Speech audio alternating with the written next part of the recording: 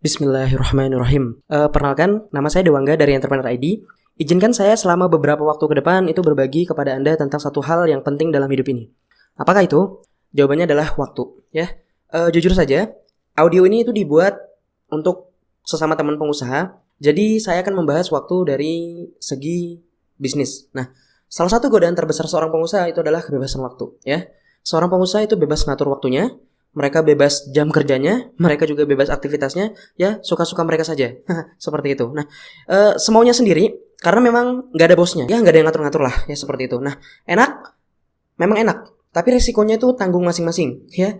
Ada di mana ada kebebasan pasti ada resiko di situ. Nah, di satu sisi kebebasan waktu itu memang jadi sebuah nikmat, tapi di sisi lainnya kebebasan waktu itu perlu disikapi dengan tanggung jawab, ya. Banyak yang curhat kepada saya, salah satu masalah dalam bisnis mereka itu kadang bukan penjualan. Ya, penjualannya tuh baik-baik saja, timnya juga baik-baik saja, bisnisnya juga bertumbuh, tapi anehnya mereka tuh bingung ngatur waktunya seperti apa. Nah, karenanya dalam video ini saya ingin membagi tips untuk mengatur waktu, ya. Semoga bermanfaat untuk disimak. Tapi sebelum saya masuk ke materinya, perlu diketahui saat membahas tentang waktu, ya, itu tidak ada yang benar dan tidak ada yang salah, ya. Saya hanya memberikan apa yang saya percayai. Silakan diikuti jika itu memang cocok. Tapi jika memang tidak cocok, maka silakan cari referensi yang lain, ya seperti itu. Nah, ada beberapa poin untuk mengatur waktu itu versi saya, ya versi Dewangga seperti itu. Nah, kita langsung masuk saja ke materinya ya. Jadi yang pertama, ini mungkin yang terpenting. Jadi bagaimana sih cara seorang pengusaha itu mengatur waktunya? Jadi yang pertama adalah milikilah kemampuan untuk menolak, ya. Ini penting dan mungkin jarang dibahas di mana-mana. Jadi kesalahan dalam mengatur waktu itu terkadang muncul itu bukan karena seseorang itu malas atau karena memang seseorang itu menunda. Jadi bukan karena orangnya itu malas atau karena orangnya itu menunda. Tapi kesalahan mengatur waktu itu muncul karena mereka itu ingin mengerjakan semuanya itu di luar batas kemampuannya. Ya, semuanya diiyakan. Akhirnya apa? Akhirnya mereka itu sibuk. Ya, bukan produktif. Jadi orang sibuk itu belum tentu produktif. Sedangkan orang produktif itu juga belum tentu sibuk. Apa itu produktif? Produktif itu adalah bagaimana waktu-waktu kita itu diisi dengan sebuah karya, ada progres dalam hidup kita. Sedangkan sibuk itu adalah mengisi waktu itu dengan hal-hal yang membuat kita itu fokus ke sana. Jadi sibuk itu belum tentu produktif, ya, dan produktif itu belum tentu sibuk. Jadi tidak bisa disamakan. Nah, akhirnya karena semuanya diiyakan, akhirnya semua keinginannya itu tidak selesai, ya. Karena apa? Karena beban kerjanya itu lebih besar daripada waktu yang tersedia, ya seperti itu, ya. Beban kerjanya terlalu besar, lebih besar daripada jumlah waktu yang tersedia. Contoh saja seperti misal ini kerjaan mungkin bisa diselesaikan dalam 48 jam, ya. Tapi mereka berpikir bisa dikerjakan dalam 1 hari. Akhirnya apa? Akhirnya tidak selesai seperti itu. Nah, jadi seharusnya bagaimana? Pertama, itu kenali di mana kemampuan dan kelemahan kita, ya. Kenali seperti apa diri kita ini. Jadi kita ini harus tahu batasan-batasan kita. Jangan menerima sesuatu itu karena sungkan. Iya nanti saya kerjakan. Saya mau seperti ini, ya. Jika tidak bisa, katakan tidak bisa, ya. Dan juga jangan terlalu banyak keinginan, ya. Yang ujung-ujungnya keinginan itu jika tidak dikerjakan nanti jadinya angan-angan. Seperti itu. Jadi belajarlah untuk membatasi diri dan menolak sesuatu yang sekiranya itu akan mengacaukan pengaturan waktu kita. Ya seperti itu. Mohon maaf, jika Anda tidak bisa membatasi diri dan menerima semuanya, ya maka masalah pengaturan waktu itu dimulai dari sana. Sebenarnya seperti itu, ya. Semua itu ada waktunya. Jadi kalau memang tidak bisa ditolak, maka diterima saja, tetapi berikan yang namanya tenggat waktu atau minta yang namanya dispensasi waktu. Ya, jangan mengiyakan yang ujung-ujungnya malah membuat Anda keteteran. Itu adalah tips pertama. Jadi belajarlah untuk membatasi diri sendiri, ya. Menolak semua kerjaan, jadi bukan mengiyakan, dan mencoba membatasi diri dengan menolak keinginan-keinginan yang sekiranya itu menghancurkan pengaturan waktu kita, seperti itu. Nah, itu tips pertama. Tips kedua, setelah bisa membatasi diri dalam menerima kegiatan, ya, kita sudah bisa batasi diri, maka agendakan prioritasnya. Ya, agendakan prioritas. Urutkan prioritas itu sesuai urutannya. Ya, jadi prioritas itu adalah hal yang kita dahulukan. Itu adalah pengertian dari prioritas. Nah, prioritas ini sendiri itu juga punya urutan, ya. Ada 4 skala prioritas, yang namanya urutan prioritas itu disebut skala prioritas. Jadi ada 4 skala prioritas. Skala pertama yang benar-benar harus diprioritaskan itu adalah mana yang penting dan mana yang mendesak. Jadi kata kuncinya adalah penting dan mendesak. Ya, di bawah itu mana yang mendesak tapi tidak penting. Ya seperti itu. Jadi yang kita dulukan itu adalah sesuatu yang mendesak. Ya, yang pertama itu adalah sesuatu yang mendesak dan penting. Yang kedua adalah sesuatu yang mendesak walaupun itu tidak penting. Ya seperti itu. Nah, yang ketiga, itu adalah mana yang penting, tapi itu tidak mendesak. Dan yang keempat itu adalah mana yang tidak penting dan mana yang tidak mendesak, seperti itu. Ini penting. Jadi kebanyakan orang itu memiliki banyak kerjaan, tapi mereka itu tidak tahu mana yang levelnya, mana yang ada di skala penting dan mendesak, seperti itu. Ya, ini hal yang penting nih, ini hal yang mendesak nih. Itu tidak mereka kerjakan, ya, karena mereka tidak punya skalanya. Sebaliknya, karena tidak punya skalanya, mereka jadi mengerjakan hal-hal yang tidak penting dan tidak mendesak, seperti itu, ya. Kalau kita punya skala prioritas, kita akan tahu mana yang harus kita dahulukan, seperti itu, ya. Kuncinya adalah jangan prioritaskan hal yang tidak pernah selesai, ya. Jadi kebanyakan orang itu, mohon maaf saja, itu mereka memprioritaskan hal-hal yang tidak selesai. Ya, akhirnya apa? Akhirnya semua kerjaan itu terbengkalai, ya. Seperti apa? Seperti contohnya scroll Facebook, ya. Scroll Facebook itu kan tidak ada akhirnya. Coba aja scroll terus. Seharian itu Anda tidak akan ketemu ujungnya, seperti itu. Jangan juga kebanyakan buka menu search di Instagram. Sama, itu juga tidak ada ujungnya. Seperti itu. Intinya apa? Intinya adalah jangan prioritaskan hal yang tidak pernah selesai, ya. Kualitas hidup kita itu sesuai dengan kualitas prioritas kita. Jadi seperti apa kita memprioritaskan pekerjaan-pekerjaan kita, ya seperti itu kualitas hidup kita.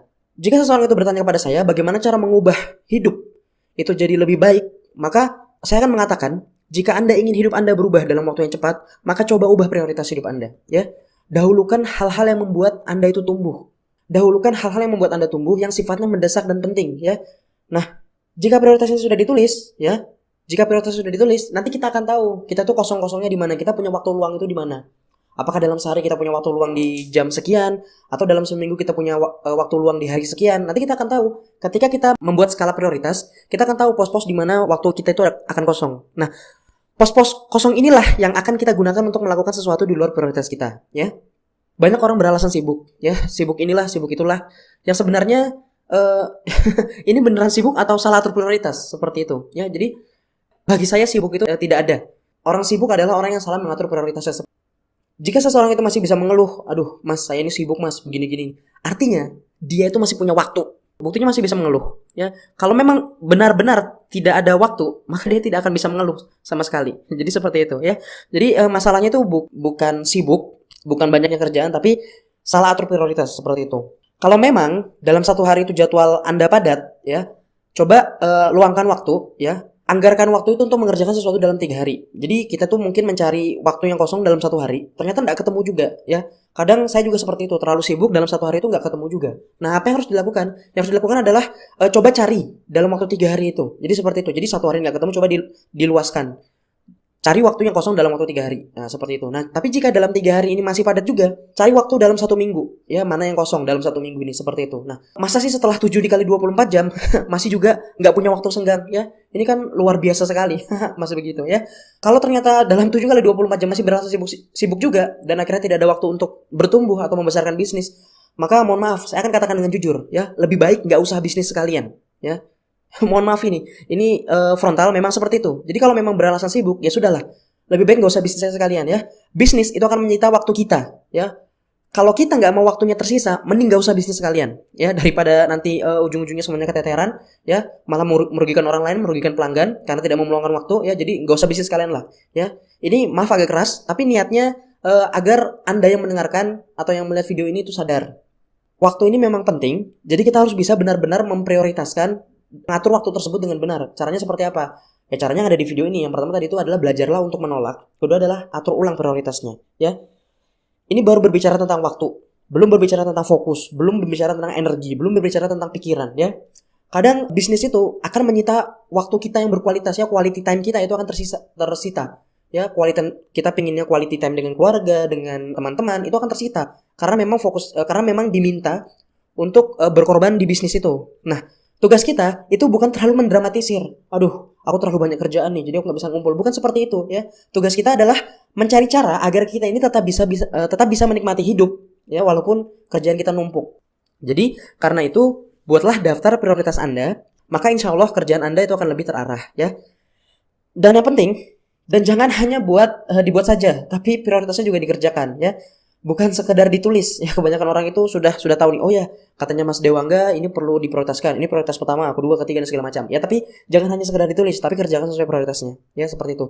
Jangan biasakan menunda sesuatu. Kenapa? Karena nanti itu akan jadi kebiasaan, ya. Sekali kita menunda, maka kita berikutnya itu akan menunda lagi, ya, seperti itu, ya. Jadi jangan hanya sekedar ditulis, tapi juga harus dilakukan apa yang diprioritaskan. Nah, biasanya jika sudah paham hal ini, agar Anda segera bisa melaksanakan prioritas itu, ya, maka mungkin Anda itu butuh momentum. Ya, terkadang kita itu butuh momentum, ya, waktu-waktu tertentu yang dimana kita mengatakan, kayaknya bagusnya dimulai pas hari ini deh, tanggal segini deh, seperti itu ya. Jadi momentum itu akan memberikan sugesti ke diri kita ketika kita ingin memperbaiki semuanya dari awal, ya. Aduh, ini kayaknya hidupku sudah mulai kacau deh. Ya sudah deh, mulai besok insya Allah aku akan lebih baik lagi. Nah, itu adalah momentum, ya, seperti itu. Nah, misalnya Anda ingin memperbaiki pengaturan waktu Anda mulai hari Senin, ya udah, mungkin momentumnya itu hari Senin, ya, seperti itu. Jadi awal minggu itu jadikan momentum untuk berubah, atau awal bulan, atau hari Jumat, ya, seperti itu. Karena Jumat itu menurut agama Islam itu adalah induknya hari, seperti itu. Ya, atau kapanpun terserah Anda mau awal tahun dan segala macam. Intinya apa? Intinya adalah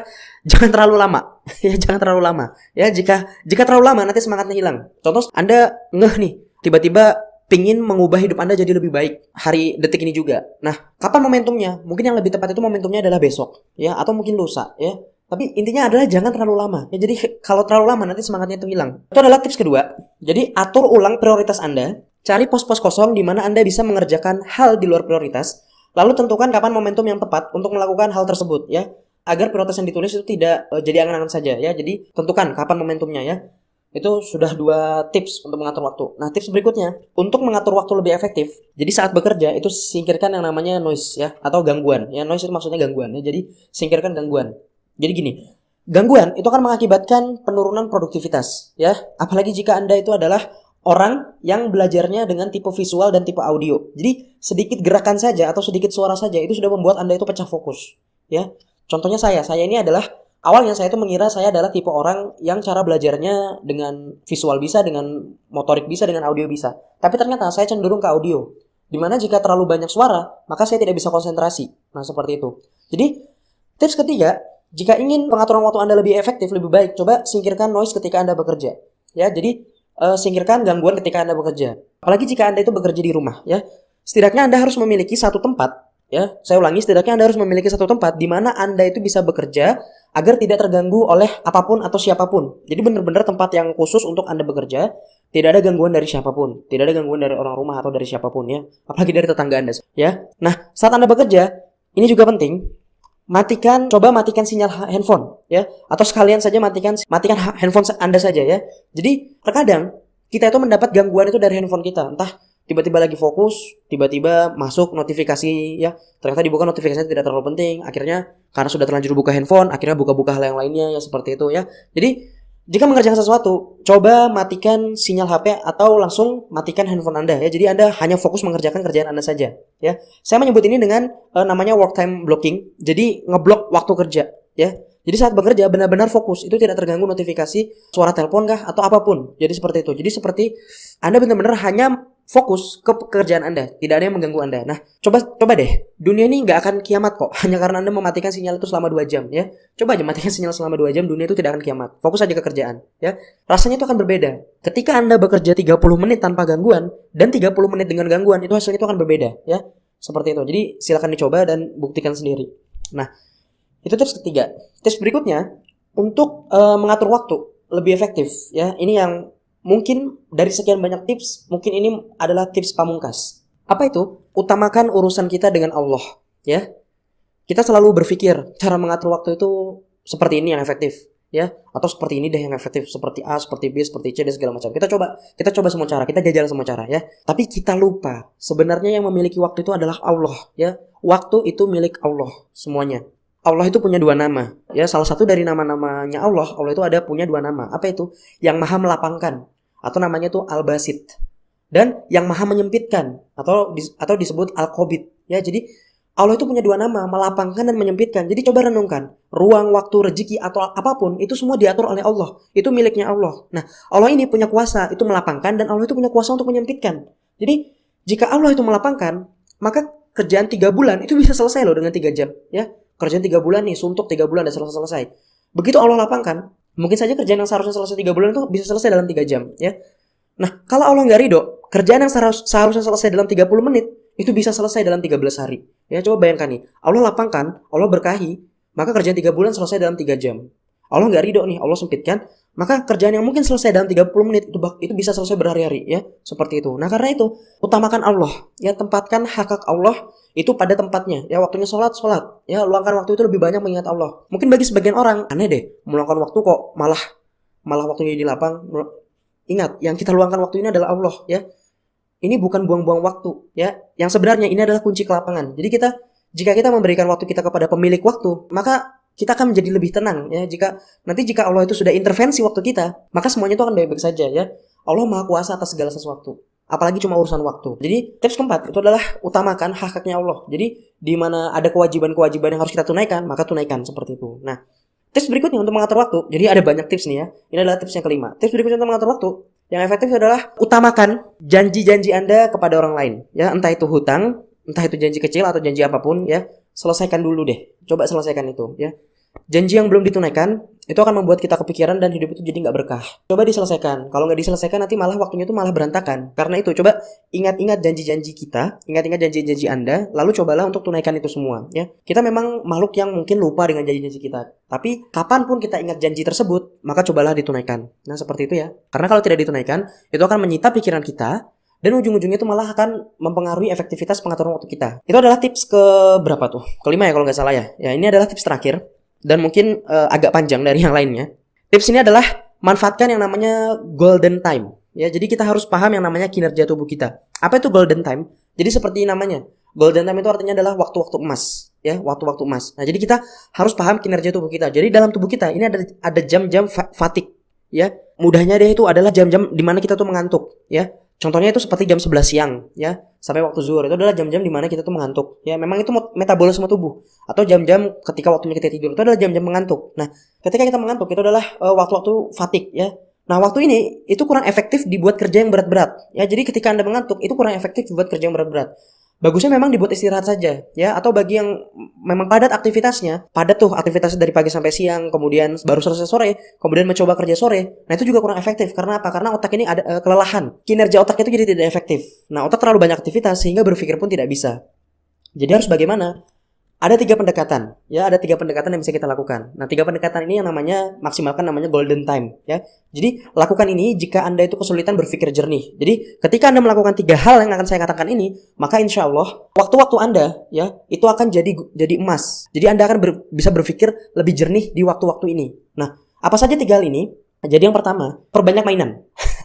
Ya, perbanyak mainan. Ya, jadi ini beneran. Jadi sebuah studi kasus itu menunjukkan kebahagiaan seseorang itu berbanding lurus dengan produktivitasnya. Ya, jadi kalau seseorang itu bahagia maka dia akan lebih produktif, ya. Itulah kenapa orang stres itu jarang produktif. Seperti itu, ya. Orang stres itu jarang produktif. Tapi begitu mereka bahagia, mereka itu produktif sekali. Nah, lantas bagaimana cara memancing kebahagiaan ini? Pendekatan setiap orang itu berbeda-beda. Bermain di sini itu bukan berarti mainan beneran, ya, tetapi melakukan hal yang kita sukai. Jadi mainan di sini maksudnya adalah melakukan hal yang kita sukai. Jadi lakukan hal-hal yang Anda sukai, apapun itu, ya. Misalnya mungkin jalan-jalan, mungkin melakukan hobi, makan atau apapun, ya. Lakukan hal-hal yang Anda sukai. Tapi hati-hati, jangan kebablasan, ya, dibatasi. Kenapa? Karena tujuannya itu bermain itu adalah untuk menstimulasi otak agar dia itu bahagia, kemudian kita bisa berpikir lebih jernih. Nah, jadi yang tips pertama, agar Anda bisa mendapatkan golden time dan bisa berpikir jernih, coba deh sebelum mulai bekerja bahagia dulu, ya. Lakukan aktivitas yang Anda sukai, entah apapun itu. Saya tidak tahu hobi Anda spesifiknya apa. Cara kedua yang bisa Anda lakukan agar Anda bisa berpikir jernih adalah zikir. Lagi penat, jangan mikir, ya. Lagi penat, lagi banyak pikiran itu jangan mikir, ya. Tapi perbanyak zikir. Kenapa? Karena dengan berzikir kita akan ingat kepada Allah, ya. Zikir itu artinya melakukan aktivitas yang membuat kita itu ingat kepada Allah, ya. Contohnya baca Al-Qur'an, sholat, hadir di majelis ilmu, atau zikir seperti yang kita tahu, ya, baca tahmid, istighfar, dan sejenisnya. Kenapa ini efektif? Bisa membuat pikiran kita itu jernih? Karena seperti kata Allah dalam Al-Quran, Allah bizikrillah tatmainul qulub, ya. Hanya dengan mengingat Allah maka hatimu akan tenang, ya. Ketika hati ini tenang, maka waktu-waktu tersebut itu akan jadi golden time, ya. Jadi kalau mau mengerjakan sesuatu, jangan mikir kerjaan banyak-banyak deh, ya. Nanti stres, pusing, ya, malah jadi malas seperti itu. Tapi coba ketika mau mengerjakan sesuatu, ingat Allah, ya. Zikir. Kata Al-Quran seperti itu. Karena hanya dengan mengingat Allah, maka hatimu akan tenang. Hati yang tenang itu akan membuat pikiran itu jadi lebih jernih. Nah, kalau ingat Allah hati kita nggak tenang, maka perlu dipertanyakan keimanan kita. Ya, jadi seperti itu. Karena ini yang ngomong sendiri Allah, ya. Jadi kalau memang ada yang tidak beres, ketika kita sudah ingat Allah malah jadinya tidak tenang, nah maka perlu dipertanyakan keimanan kita, ya. Nah, itu adalah pendekatan terakhir yaitu memaksimalkan waktu-waktu di mana otak kita itu bisa rileks ya. Jadi jika sebelumnya pendekatannya secara kondisional yang tadi itu yang dengan bermain dan kemudian dengan berzikir, maka yang ini adalah pendekatan secara waktu ya. Jadi ada memang waktu-waktu di mana otak kita itu berpikir paling rileks. Nah, kapan itu? Jawabannya adalah di 2 waktu. Ya, pertama saat sebelum tidur.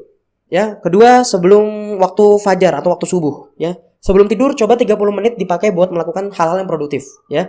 30 menit aja, enggak usah lama-lama. Ya, jadi sebelum tidur Anda apain deh? Ya gosok gigi kah atau pakai baju tidur lah atau selimutan lah atau apa. Coba dipakai untuk melakukan sesuatu ya, contoh mikir konten kah atau apa dan segala macam. Jadi saat mau tidur, gelombang otak manusia itu akan masuk ke frekuensi tertentu yang akan membuat mereka itu akan mudah mengakses gerbang alam bawah sadar mereka. Jadi itulah kenapa saat mau tidur itu pikiran kita tuh rileks ya, kita lebih cepat berpikirnya seperti itu. Nah, alam bawah sadar kita ini puluhan ribu lebih kuat daripada alam sadar kita ya. Dengan begini apapun yang kita kerjakan itu akan lebih produktif. Nah, orang yang mau tidur itu kan kondisinya rileks tuh, ya kan? Ya jelas lah, kalau nggak rileks nanti nggak bisa tidur. Itu adalah pendekatan secara waktu. Jadi sebelum tidur itu 30 menit aja, nggak usah lama-lama, itu coba lakukan hal-hal yang produktif atau pendekatan lainnya ya, atau pendekatan lainnya. Saya sering melakukan hal ini. Jadi Anda bisa coba. Jadi jika Anda punya kerjaan sulit, coba kerjakan sebelum waktu subuh. Jika Anda punya kerjaan yang sulit, coba kerjakan sebelum waktu subuh. Tidur lebih awal, kemudian bangun lebih awal. Nah, ini yang dicontohkan oleh Nabi ya. Jadi bangun lebih awal itu ngapain? Bangun lebih awal itu untuk sholat tahajud ya, kemudian mengoptimalkan doa ya. Jadi tahajud kemudian serang tuh dengan doa-doa. Jadi setelah itu sambil nunggu subuh ya, kerjakan pekerjaan tersulit Anda ya.